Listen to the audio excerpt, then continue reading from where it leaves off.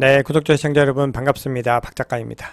어제 새벽에 FOMC 정례 회의가 있었죠. 그래서 금리를 결정하고 성명서를 발표하고 그리고 파월의 기자회견도 있었는데 전반적인 상황 자체가 어떻게 보면 좀 예상대로 흘러갔다라고 볼 수가 있어요.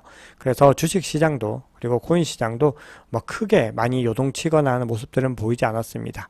자, 그래서 오늘 방송에서는요, 이 시점 이후에 또 시장이 어떻게 흘러가게 될 것인가에 대해서 뭐 여러 가지 이야기들을 나눠보겠습니다. 네, 어제 FOMC 미팅 결과를 좀 말씀을 드리면 예상대로 기준금리를 0.25%포인트 인상을 했습니다. 자, 요거는 2001년 이후로 최고 수준으로 인상을 한 겁니다. 그리고 한국과 미국의 금리 차이도 지금 최대 2%포인트까지 벌어졌습니다. 네, 연준의 성명서 내용들을 또 핵심을 보면요. 뭐 우리가 예상했던 얘기들을 그대로 하고 있습니다. 지금 경제 활동이 완만한 속도로 확장하고 있고 지금 문제는 여전히 일자리 증가세 그리고 실업률 같은 이 고용이 너무나 견고하다는 거예요. 거기다가 물가 상승 수준도 여전히 아직은 높은 편이다. 이렇게 얘기를 하고 있죠. 자, 그리고 미국 은행 시스템 위기에 대해서도 얘기를 하고 있습니다. 연준이 어떤 책임을 져야 되는 분야가 고용 안정과 물가 안정과 그리고 금융 안정이거든요. 그래서 미국 은행 시스템은 건전하고 탄력적이다. 자, 이렇게 이야기를 하면서도 신용조건 강화로 고용 및 경제활동, 물가에 부담이 될 가능성이 있다. 그래서 본인들은 계속해서 좀 이 정책들을 유지해야 될 필요가 있다. 이렇게 주장을 하고 있습니다. 네, 어제 핵심은요, 파월의 기자회견이었는데요. 이 파월의 기자회견 발언을 두고서 지금 언론들이 굉장히 말이 많습니다. 그래서 굉장히 애매모호한 화법이었다, 이렇게 얘기를 하는데, 제가 보기에도 요거는 애매모호함이나 뭐 의문스러움에 뭐 정점을 찍은 발언이다라고 볼 수 있는데요. 이렇게 얘기를 했습니다. 금리를 올릴 수도 있고, 동결할 수도 있다. 요거는 뭐 어떻게 보면 질문에 대해서 답변을 하지 않은 것과 똑같은 거죠. 근데 이 얘기를 조금 더 들어보면 데이터가 뒷받침된다면 올릴 수 있고 데이터가 그렇게 요구하면 유지할 수도 있다. 자, 이렇게 얘기를 합니다. 자, 그러니까 이 얘기는 연준에서도 아직까지 정확한 방향성이 정해지지 않았다라는 겁니다. 앞으로 9월 달까지 나올 물가 지수나 고용 지표들이나 여러 가지 제조업 지표 같은 여러 가지 지표들을 참고해서 결정을 하겠다라는 거죠. 근데 단호하게 못 박은 건 있습니다. 연내 인하는 없다라고 했습니다. 그러면서 시장이 조금 기대하는 분위기였다가 완전히 찬물을 끼얹으면서 주식 시장도 보면은 갑자기 확 가격이 내려앉는 걸 볼 수 있거든요. 네, 그래서 지금 보시면은 기대감에 상승을 했다가 하락하는 모습들을 지금 보이고 있습니다. 자, 그런데 다우지수 같은 경우는 또 계속 신기록을 갱신을 하면서 최장기 상승세를 이어가고 있습니다. 자, 어제 FOMC 미팅 이후에도 다수의 투자자들은요, 연준의 추가 금리 인상은 없을 것이다라는데 베팅을 하고 있습니다. 그리고 월가의 일부 전문가들도 이번이 마지막 인상이라는 입장을 유지했습니다. 네, 그래서 어제는 달러 인덱스도 하락을 했고요. 2년물 국채금리, 요거는 기준금리에 굉장히 민감합니다. 그리고 10년물 국채금리, 이건 시장금리의 벤치마크 이렇게 불리는데 이 두 가지가 다 전날보다 좀 하락을 했습니다. 자, 9월 달에 금리를 동결할 것이다 라는 전망이 현재 77%를 기록하고 있습니다. 네, 그리고 새벽에 파월이 또 중요한 발언을 했는데요. 현재 연준은 더는 경기 침체를 예상하지 않는다라고 주장을 했습니다.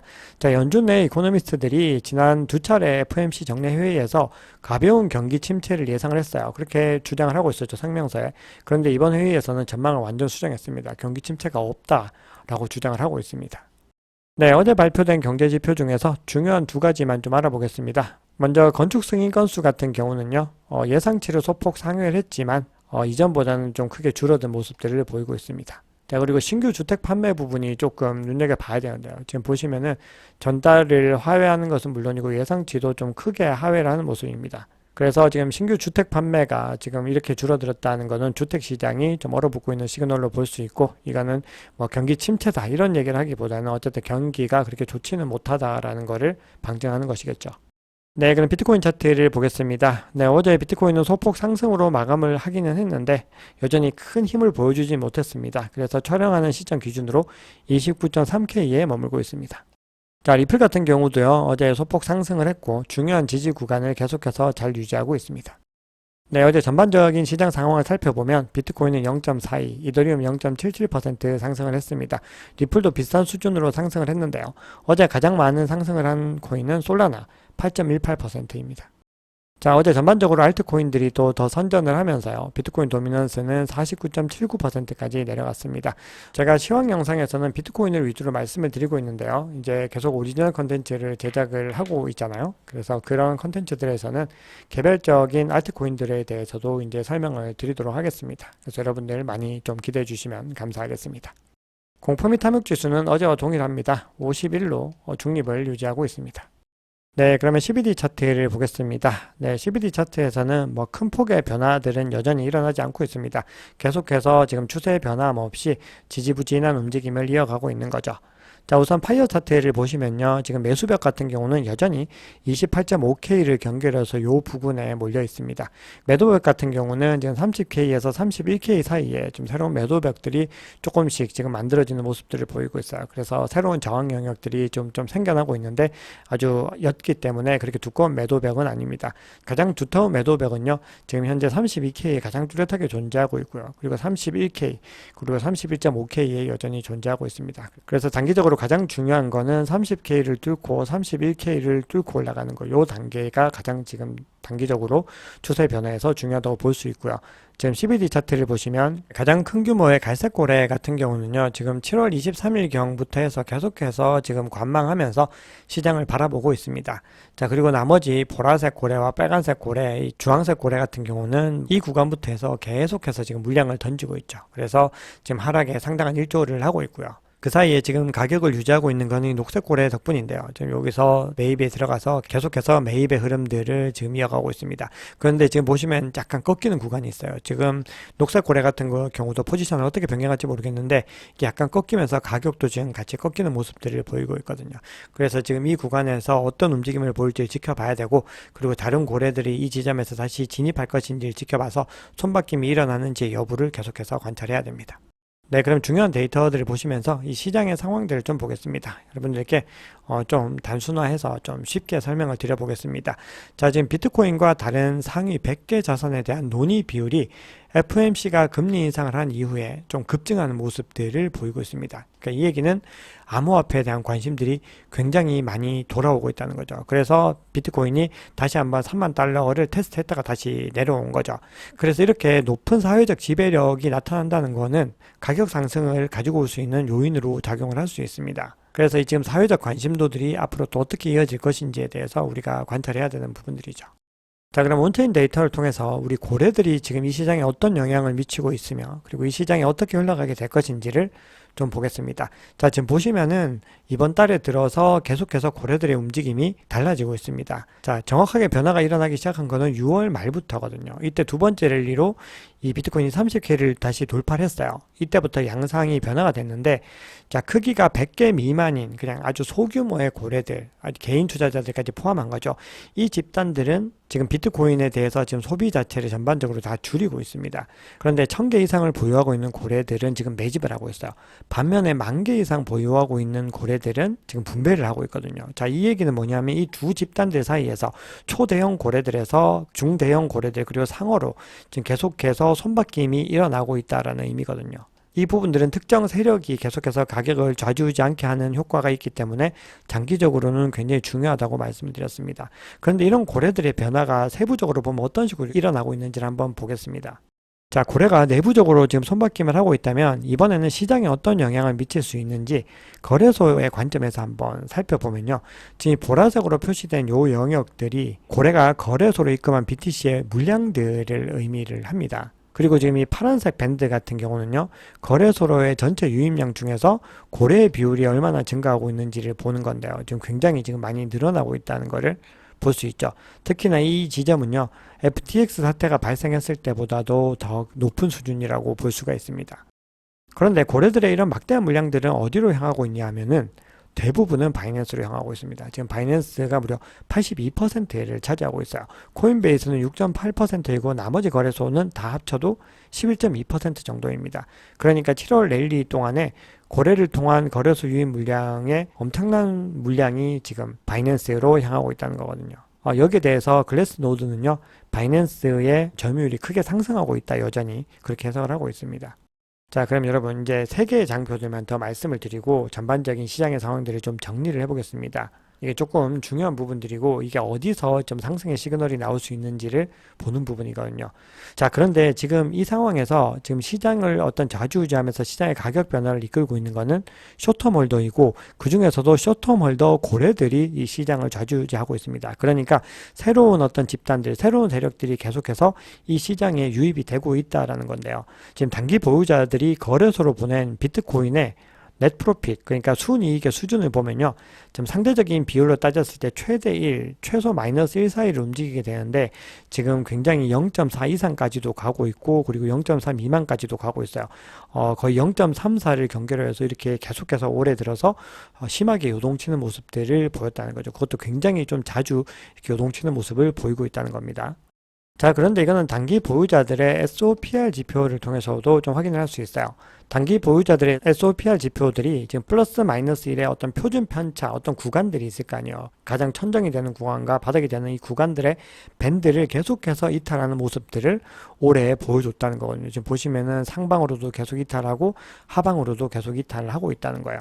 자, 아마 지금까지 좀 이해하시기가 좀 어려운 부분들이 있으실 텐데요. 그래서 제가 결론을 빨리 좀 내리겠습니다. 지금 이제 결론이 결국 우리는 중요한 거죠. 그래서 이 시장이 뭐 어떻게 흘러갈 건데 이게 굉장히 중요하고 우리가 어떤 시그널들을 봐야지 가격이 상승이 일어날 것이냐 이런 부분들을 좀 봐야 되는데 우리가 앞서 보여드렸던 단기 보유자들의 넷 프로핏 즉 순이익과 SOPR 지표들을 가지고서 좀 집계를 해봤습니다. 그래서 SOPR의 플러스 1 표준 편차를 상회하면서 숏텀 홀더들의 거래소를 상대로 한 상대적인 손익 비율이 0.3을 넘는 경우에 이걸 다 만족시키는 구간들이 전통적으로 빨간색으로 선이 그어진 구간들이 있죠. 이 구간들이었다는 겁니다. 저 지금도 보시면 빨간색 최근에 나온 구간이 있죠. 근데 이 구간들에 왔을 때 이게 장단기 고점과 일치를 했다는 겁니다. 그래서 지금 제가 계속해서 이 시그널들을 여러분들께 시황 정보를 통해서 전해드릴 거잖아요. 근데 지금 보시면 최근에는 이 신호들이 나오지 않고 있죠. 그러니까 지금 시장의 상황이 역시나 지지부진하고 지금 단기적으로 상승을 할 수 있는 여력들은 많이 줄어 있는 것은 분명하다라는 거거든요. 자, 그래서 연준 회의 이후에 암호화폐 시장의 조용한 움직임은 회의 결과가 대체적으로 예상에 부합됐기 때문인 것으로 분석이 되고 있는데요. 연준의 금리 인상 사이클이 끝났다는 신호 아니면은 미국에서 비트코인 현물 ETF가 승인됐다 같은 이런 대형 촉매제가 등장할 때까지는 시장의 어떤 대형 브레이크아웃 엄청난 범위 돌파 추세가 갑자기 확 바뀌는 경우는 없을 가능성도 있다 이렇게 분석가들은 이야기를 하고 있습니다. 자, 그런데 이 비트코인의 변동성은 또 우리의 상상을 뛰어넘죠. 그렇다고 지금 앞으로 이런 상승들은 이제 당분간 없을까 또 이렇게 생각을 해서는 안 됩니다. 근데 우리가 가능성에 무게를 뒀을 때 아무래도 좀 잠잠한 구간들이 더 진행이 될 가능성이 더 높다라는 걸 말씀을 드리는 겁니다. 자, 그럼에도 불구하고요. 자, 주경 크립토컨트 대표의 트위터에서 가지고 온 자료인데요. 비트코인은 여전히 강세 사이클에 있다라고 진단을 하고 있습니다. 자, 그 이유에 대해서는요. 현재 비트코인 실현 시가총액 리얼라이즈드 캡의 71%가 6개월 이상 지금 이동을 하지 않았다는 겁니다. 그래서 이 얘기는 장기 보유자의 매도 압력이 낮아지는 것이다 라고 설명을 하고 있습니다. 그래서 본격적인 상승장까지는 시간이 걸리더라도 어쨌든 지금의 장 자체는 상승장의 초입에 있을 가능성이 높다라는 거는 많은 전문가들이 공통적으로 이야기를 하고 있는 거죠. 네, 그러면 중요한 뉴스 몇 가지만 전해드리고 기술적인 분석을 보겠습니다. 암호화폐 전문 매체입니다. 더블록의 보도를 보면요. 미국 하원금융서비스위원회 소속 민주당 의원들이 디지털 자산을 증권이 아닌 상품으로 분류하는 내용을 골자로 한 이 공화당이 주도하고 있는 규제안을 반대했다라고 합니다. 지지를 표명한 민주당 의원은 2명에 그쳤다는 거거든요. 그래서 지금 이 상황들을 보면은 SEC의 행보들이 좀 어느 정도 예측이 되는데 SEC의 배후에는 민주당과 바이든 행정부의 힘들이 많이 작용을 하고 있겠구나라는 생각들을 하게 됩니다. 지금 계속해서 글로벌한 움직임에서도 입법의 목소리들이 나오고 있고 빨리 입법이 마련되어야지 투자자들을 보호할 수 있는 거잖아요. 근데 민주당은 계속해서 이거를 어떤 특정한 이유를 두지 않고 반대 입장을 보이고 있다는 거거든요. 자, 이 부분들은 조금 문제가 있는 부분들이죠. 비트코인 현물 ETF 승인 여부가 뭐 늦어도 올 가을에는 나올 것이다 라는 전망들이 나오고 있는데요. 자, 이런 상황에서 지금 그레이스케일의 GBTC 할인율이 마이너스 25% 수준으로 2022년 5월 이후로 가장 낮다고 지금 그레이스케일의 마이클 소넨샤인 CEO가 밝혔습니다. 이 GBTC 할인율이 이렇게 낮다는 거는 이제 어떤 의미냐면은 GBTC 가격이 지금 비트코인 가격보다 25% 할인된 가격에 판매가 되는 거거든요. 자, 이 얘기는 GBTC 가격이 비트코인 가격보다 저평가되어 있다는 건데, 이게 왜 할인해서 파는 거냐 하면은 이 GBTC가 비트코인을 보유하고 있는 펀드이기 때문에 비트코인 가격에 따라서 막 함께 요동을 치겠죠. 그런데 여기에는 이 펀드 상품이어서 신탁 수수료나 운영 비용 같은 것들을 다 부담을 해야 되는 거예요. 그래서 지금 할인해서 판매를 하는 건데, 이 할인율이 줄어들고 있다라고 하는 거는 앞으로 비트코인이 상승할 가능성이 더 크다는데 무게감이 실리고 있는 거고, 더불어서 현물 ETF 승인 가능성도 높다라는 것에 지금 어떤 무게감이 실리는 겁니다. 자, 물론 여러분들 여기서 조심하셔야 되는 거는 블랙락이 신청했기 때문에 가능성이 높아진 것은 맞지만, 그렇다고 해서 현물 ETF가 무조건 승인이 될 것이다 라고만 해서 투자 전략을 세우시는 거는 조금 위험한 부분들이 있습니다. 그래서 두 가지의 가능성을 다 염두에 두고서 시드를 어떻게 배분할 것인지를 잘 한번 고민해 보시면 좋을 것 같습니다. 자, 미국 벤처 투자 거물이면서 비트코인 맥시멀리스트인 팀 드레이퍼가요, 폭스 비즈니스와의 인터뷰에서 비트코인이 법정화폐를 넘어설 수 있고 법정화폐보다 나은 대안이라고 생각한다라고 본인의 생각을 밝혔습니다. 그리고 전 세계 리테일 업체들이 비트코인 결제를 수용하면 신용카드 결제보다 최대 2%의 비용을 절약할 수 있기 때문에 사람들이 이 같은 사실을 알고서 비트코인을 받아들이는 것은 시간 문제다, 이렇게 주장을 하고 있습니다.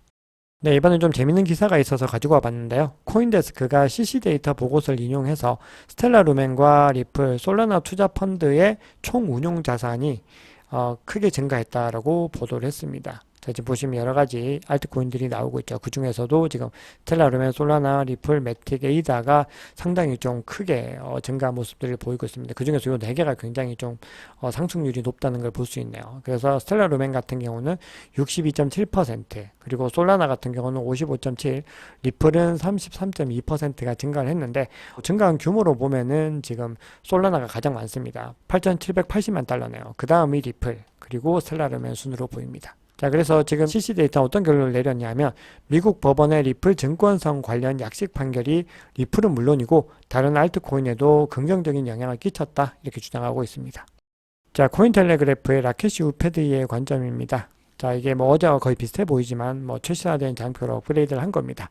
근데 이렇게 변화가 없다는 거는 추세상으로 큰 변동이 일어나지 않기 때문에 그 어떤 중요한 영역대나 이런 부분들이 변동이 없는 거거든요. 지금 지난 이틀 동안에 50 SMA가 지금 계속해서 보호가 됐어요. 그러니까 이 구간이 굉장히 강력한 지지 구간으로서 지금 가격을 지켜주고 있다는 거죠. 근데 강력한 반등을 시작하는 데 실패를 했습니다. 그래서 지금 어제 연준 회의가 끝나고 나서 좀 소폭 반등에 그쳤다는 거죠. 그 얘기는 매도세의 압력이 여전히 굉장히 크다는 겁니다. 자, 그런데 지금 차트 상황을 보시면은 20 EMA, 20 지수등 평균선이 파란 선이 하락하고 있고, 지금 상대 강도 지수 같은 경우도 계속 하락을 해서 이제 음수 영역으로 갔다는 거거든요. 근데 이 상황에서 만약에 50 SMA가 이 빨간색 선이 무너지게 되면은 가격대가 27.5K까지 하락한 다음에 26K까지도 하락이 가능하다, 이렇게 분석을 하고 있고요. 이 하락을 막고 싶으면 빨리 파란색 선이 20 EMA 이상으로 가격을 올려야 된다는 거예요. 이 가격 구간이 지금 29.8K거든요. 이 구간까지 올라가게 되면은 30K, 31K, 32.4K까지 도달할 수 있다는 겁니다. 자, 그리고 이 구간이 굉장히 중요한 장벽으로 작용할 수 있지만, 요거를 이제 극복해서 잘 넘어가면은 본격적인 상승 추세로 전환할 수 있다, 이렇게 주장하고 있습니다. 자, 여러분, 오늘 준비한 얘기는 여기까지입니다. 오늘 내용이 도움이 되셨다면 구독, 좋아요, 알림 설정, 댓글 정중히 부탁드립니다. 지금까지 박 작가였습니다.